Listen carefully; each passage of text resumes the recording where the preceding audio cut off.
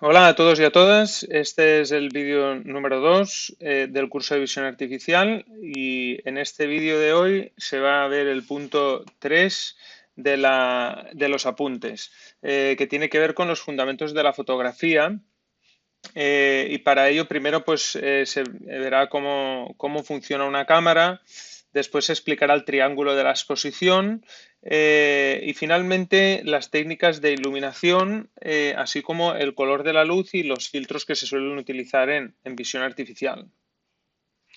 Comenzando con los fundamentos de fotografía, se tiene que ver primero el por qué se estudian fundamentos de fotografía a la hora de aprender visión artificial, y es porque al final se necesita o se busca obtener unas imágenes que sean buenas, ya que una mala imagen no se puede analizar ni con el software más caro y más potente que exista en el mercado. Entonces hay que aprender a cómo realizar tomas bien hechas.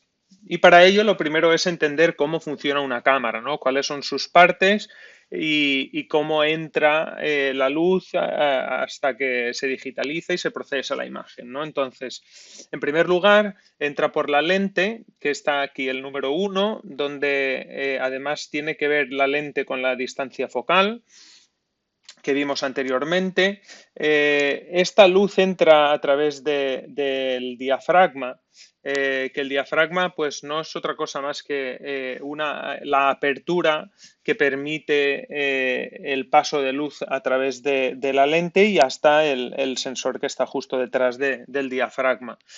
Entonces, esta apertura se puede regular en cuanto a cantidad de abrirse o cerrarse y también la cantidad del tiempo que esta abertura está abierta dejando pasar luz, que esto se llamaría tiempo de exposición.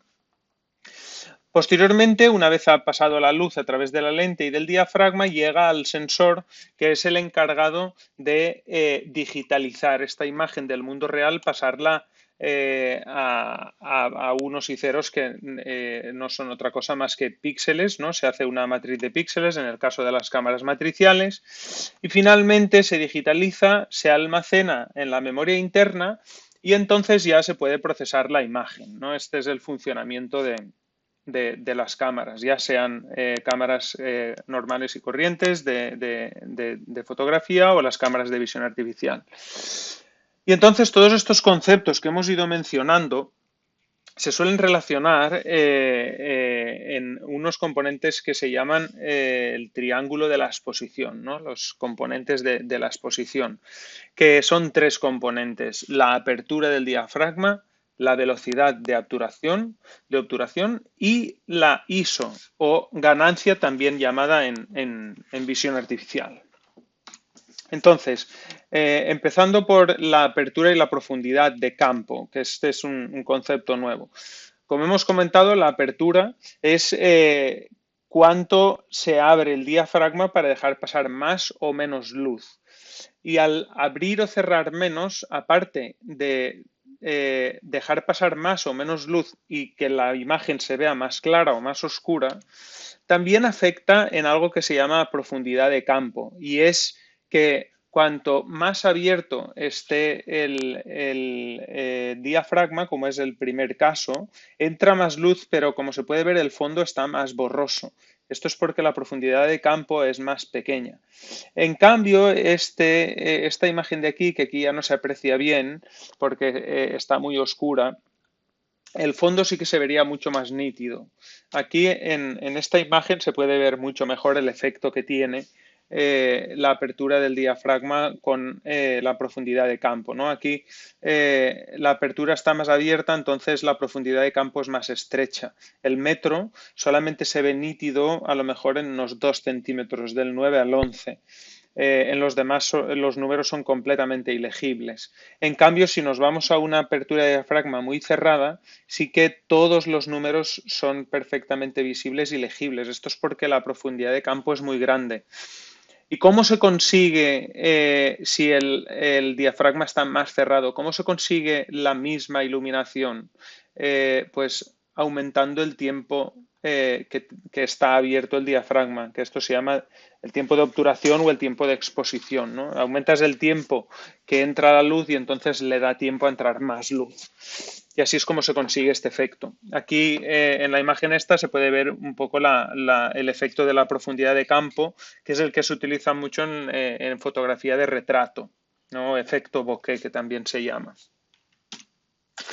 Entonces, ya sabemos lo que es la velocidad de obturación o el tiempo de exposición, que es el tiempo durante el cual está abierto el diafragma, y esto se mide normalmente en fracciones de segundo. Por ejemplo, esto sería, o en visión artificial también se suele medir en milisegundos directamente.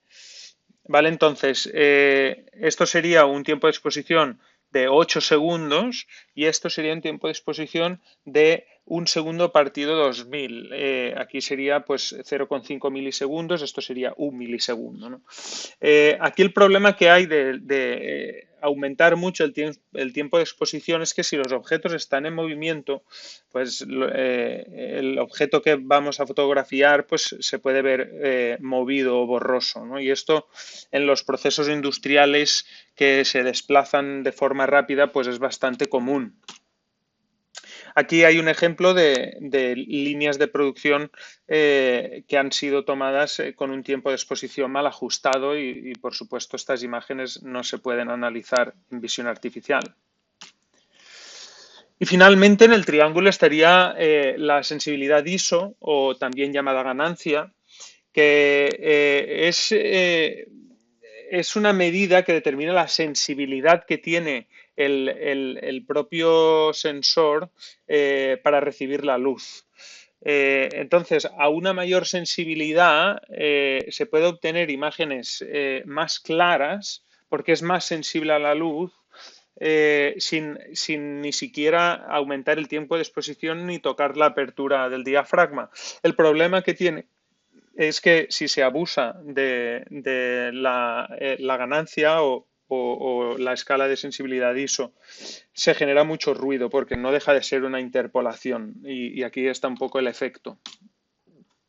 Finalmente, esto es una tabla resumen donde se interrelaciona el efecto que tienen los diferentes componentes del triángulo de exposición y cómo se afectan unos a otros, ¿no? Pues a un tiempo de exposición más corto no sale movido y un tiempo de exposición más largo sí que salen movidos. Si aumentamos la ISO mucho, pues es más brillante la imagen, pero se genera más ruido. Y después la apertura y la profundidad de campo, pues cuanto más apertura tiene el diafragma, menos profundidad de campo hay y viceversa, ¿no? Aquí se ve muy bien cómo está el escalador y no se ve la montaña de detrás y en una apertura más pequeña pues hay más profundidad de campo. Entonces, una vez visto así rápidamente los fundamentos de fotografía, es importante también trabajar la iluminación, ¿no? Porque la iluminación es uno de los factores más importantes de la visión artificial, por no decir el que más, ya que tener una iluminación buena y, a ser posible, dedicada a la visión artificial evitará muchísimos problemas. Aquí se debe diferenciar, en la imagen esta, se puede ver un poco la luz propia, ¿no? La luz propia sería la luz que se destina única y exclusivamente para la visión artificial.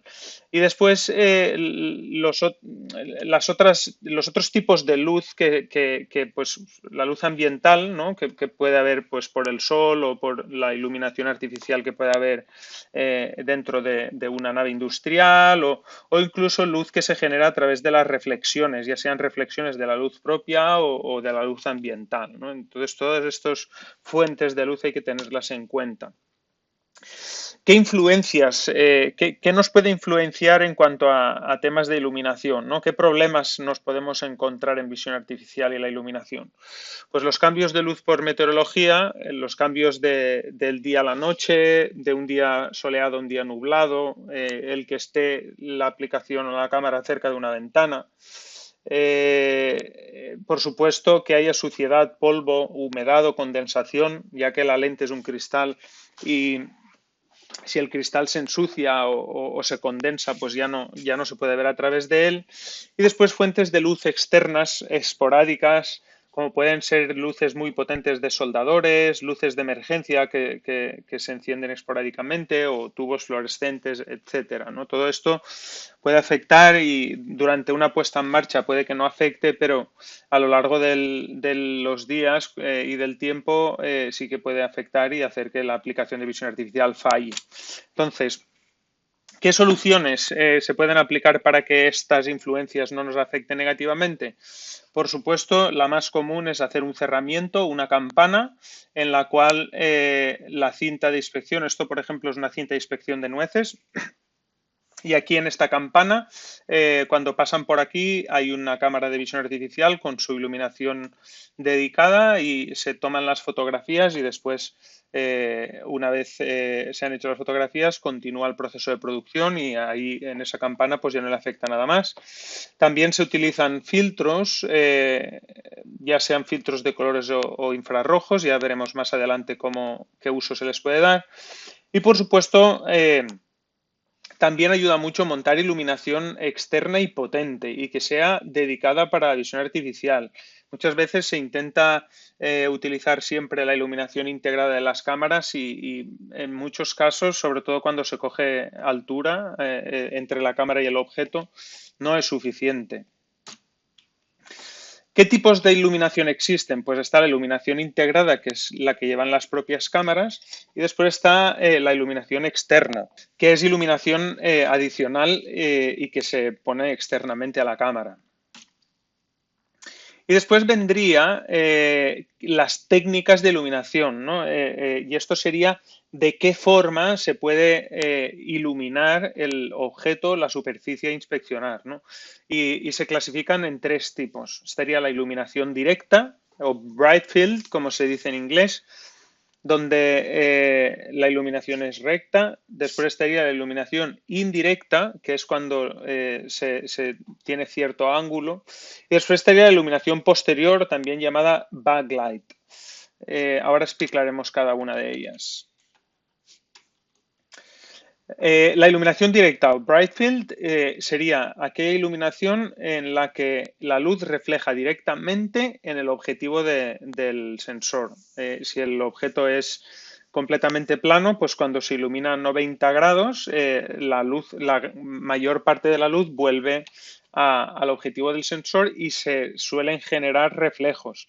Estos reflejos puede que sean beneficiosos o no, puede que se busquen los reflejos o no. En ocasiones se evitan y en ocasiones se buscan los reflejos. Se suele utilizar la iluminación integrada con la cámara para hacer este tipo de iluminación. Después estaría la iluminación indirecta o dark field, que se suele utilizar mucho cuando se quiere evitar reflejos, ya que al darle un ángulo de inclinación a la iluminación, se consigue que no refleje directamente en el objetivo. Y entonces se pueden evitar estos reflejos y que los defectos aparezcan de forma más clara. Se puede realizar la iluminación indirecta tanto con iluminación externa como con la iluminación integrada de la cámara. Y finalmente estaría la iluminación posterior o backlight, en la cual se ilumina directamente, es decir, la iluminación está enfrentada a la cámara, a la lente de la cámara, y entre la cámara y la iluminación se encuentra el objeto. De este modo se genera un alto contraste entre lo que es el objeto y el propio fondo, y se utiliza mucho esta técnica para inspeccionar la forma o el contorno o incluso realizar mediciones muy precisas. Ahora veremos ejemplos de todos y cada uno de ellos. Aquí se ve un ejemplo muy claro de un conector, un DB9, que el mismo objeto se capta a través de diferentes técnicas de iluminación. Aquí, por ejemplo, en la 1 sería una iluminación directa, en la 2 sería una iluminación directa pero con un anillo de luz, no sería con la integrada de la cámara. En el 3 sería ya un anillo de luz con una iluminación indirecta a 45 grados de inclinación. Y después estaría ya el anillo de luz a 90 grados, que sería de una forma más perpendicular al objeto, y finalmente estaría la iluminación backlight, ¿no? Aquí se puede ver un poco la diferencia en tomas de fotografía. Y ahora vienen ejemplos de cómo cambia una misma imagen si se ilumina de forma directa o de forma indirecta. Por ejemplo, estos son unos conectores, unos contactos metálicos. Aquí sería una inspección de pines o de patillas metálicas en un conector. Esto sería un reconocimiento de caracteres OCR, donde si iluminamos de forma directa, pues hay muchos brillos y no se puede leer. En cambio, si se le da una cierta inclinación, pues ya es mucho más legible, porque se evitan los reflejos. Este ejemplo también sería un OCR.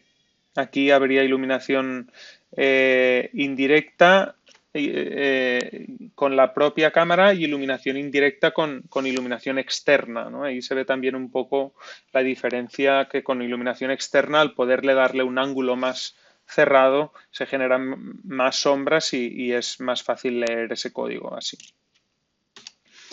Esto sería lo mismo, iluminación directa contra indirecta. Y aquí sería pues inspección de objetos circulares, se suelen utilizar anillos, es lo ideal, y dependiendo de si se quiere, en el ejemplo 1, se quiere leer el código que hay impreso en el engranaje, pues se utiliza un ángulo más abierto para obtener reflejos en la superficie, y en cambio si se utiliza un ángulo más cerrado de anillo, pues entonces hay menos reflejos y aparece más oscuro el objeto. Esto sería perfecto, por ejemplo, para controlar el perímetro, ¿no? De los dientes, que estén bien hechos o que no falte ningún diente o el contorno, al fin y al cabo.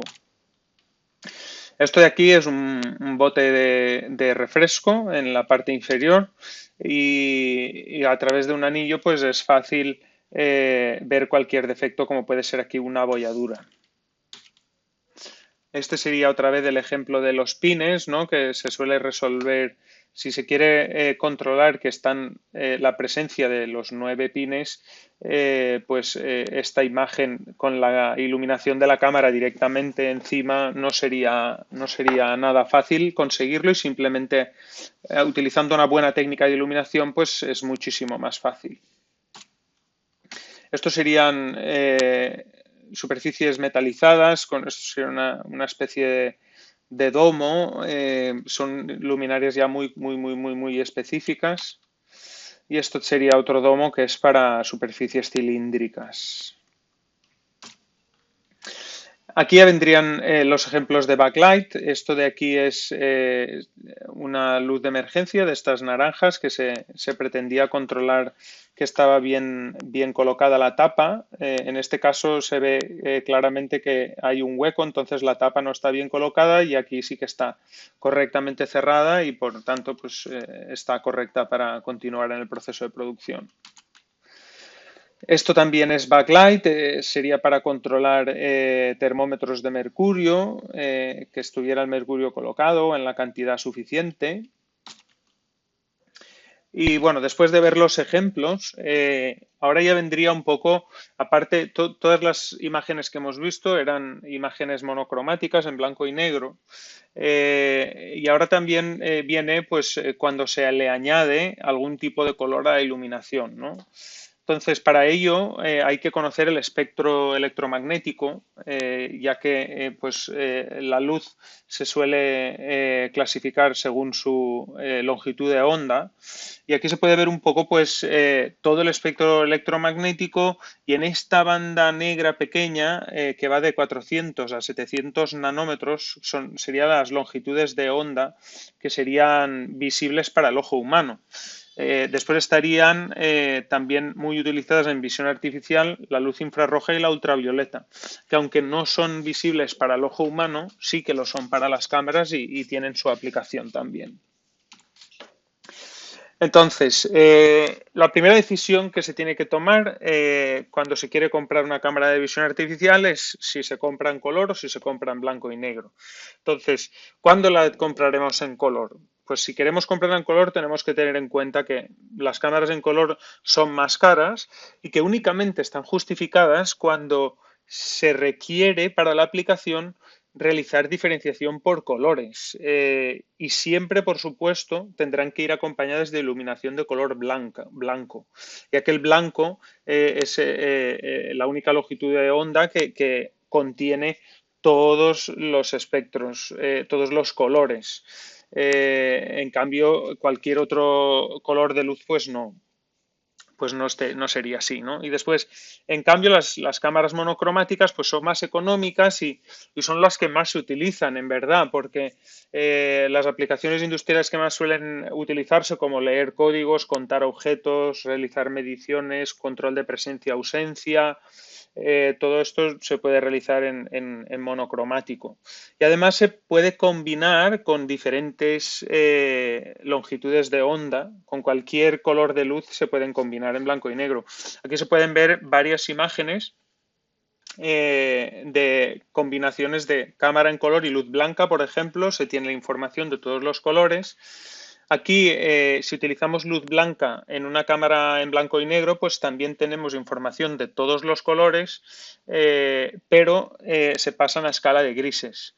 En cambio, si se utiliza la luz roja, que es muy utilizada, pues el efecto es diferente. Los colores complementarios aparecen más oscuros y los colores que estén cercanos a la longitud de onda del rojo pues aparecerán de forma más clara, ¿no? Como es, por ejemplo, la zanahoria o el pimiento en este caso.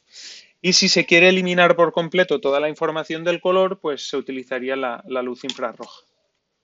Entonces, ya hemos comentado qué efectos tiene la luz, ¿no? El color de la luz.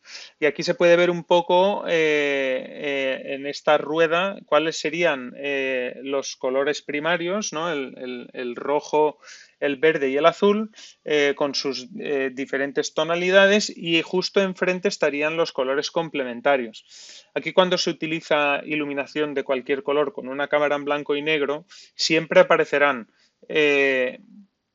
los objetos del mismo color que la luz. Por ejemplo, estos rotuladores, el rojo y el amarillo, están en esta zona. Si se ilumina en color rojo, aparecerán de forma más clara. En cambio, los colores que estén en la parte complementaria, en la parte de abajo, aparecerán de forma más oscura.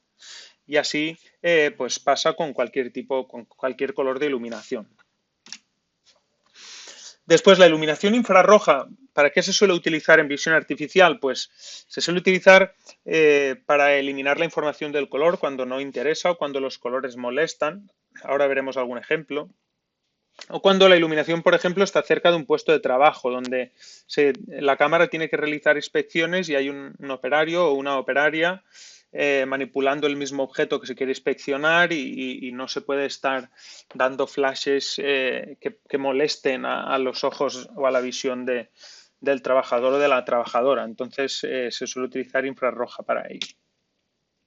Aquí se pueden ver algunos ejemplos sobre todo de cuándo utilizar la iluminación infrarroja, ¿no? Aquí, por ejemplo, es difícil leer códigos cuando hay fondos de colores que molestan. Entonces, si lo que queremos es eliminar la información del color, pues utilizando luz infrarroja se puede conseguir.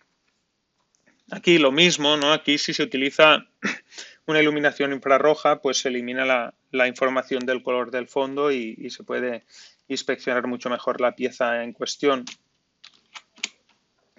Después también, en este caso, esto sería un backlight para un control de nivel de líquido.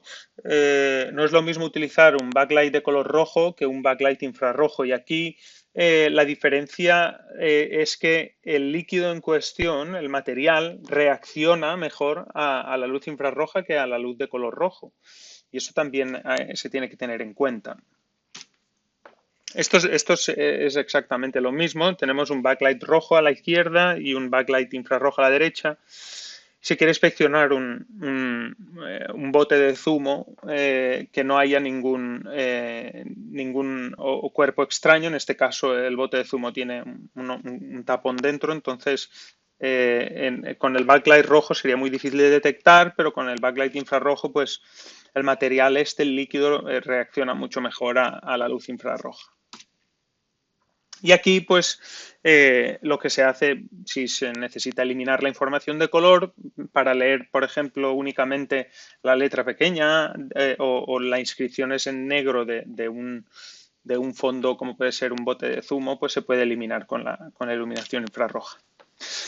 Y ya para terminar, también comentar que existen y se utilizan mucho también en visión artificial filtros sobre todo filtros de paso banda, que lo que hacen es bloquear una serie de longitudes de onda o de colores no deseados y solamente dejan pasar las longitudes de onda que se requieren, ¿no? Esto a la izquierda sería una cámara sin filtro que deja pasar todos los colores y todas las longitudes de onda, llegan al sensor, y en cambio si se le pone un filtro, en este caso es un filtro de luz azul de paso banda, deja pasar solamente la luz azul, solamente entraría luz azul al sensor.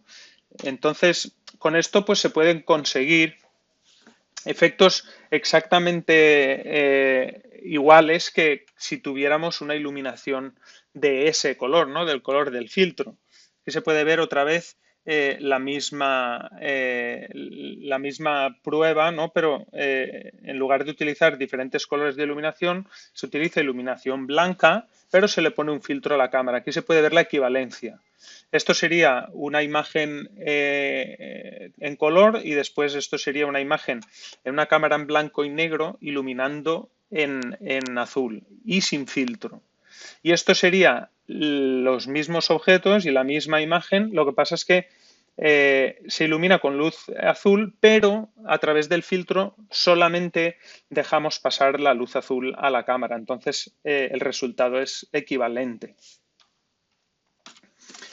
Ejemplos de cuándo se utilizan los filtros. Pues, por ejemplo, se puede hacer una clasificación por colores sin necesidad de utilizar una cámara a color, que son más caras, ¿no? Se puede aplicar un filtro delante y así pues veremos resaltados, en este caso, los tapones de color rojo saldrán de forma más clara y los azules pues saldrán de forma más oscura. Y en cambio, si se aplica un filtro de azul, pues será justamente el efecto contrario. Después también existen los filtros polarizados. Los filtros polarizados se utilizan mucho en visión artificial, sobre todo para evitar reflejos indeseados. Al final, polarizar la luz significa darle una dirección concreta, ya sean filtros de polarización vertical, horizontal, que son los que se suelen utilizar. Pues si se le da una dirección concreta, lo que hace es que se controla mucho mejor la luz y solamente se ve afectada o entra en la lente la luz ya polarizada. Es conveniente polarizar tanto la fuente de luz como la lente del sensor. Aquí en esta imagen se pueden ver varios ejemplos de imágenes de tomas no polarizadas, como es esta, y después filtros y luz polarizada, ¿no? Aquí, por ejemplo, en la imagen de debajo del todo sería imposible leer este código de barras. En cambio, cuando se polariza la luz y se pone un filtro polarizador en la lente, pues ya es muchísimo más fácil. Y en las demás, pues lo mismo. Finalmente, comentar que uno de los mayores fabricantes de filtros para visión artificial es la empresa americana Midwest Optical Systems, y que además pues disponen de kits educacionales como es este, que es el que se suele utilizar en nuestra escuela y que se trabaja muy bien. Así que nada, con esto ya terminamos el módulo de iluminación y el próximo día ya empezaremos con el hardware.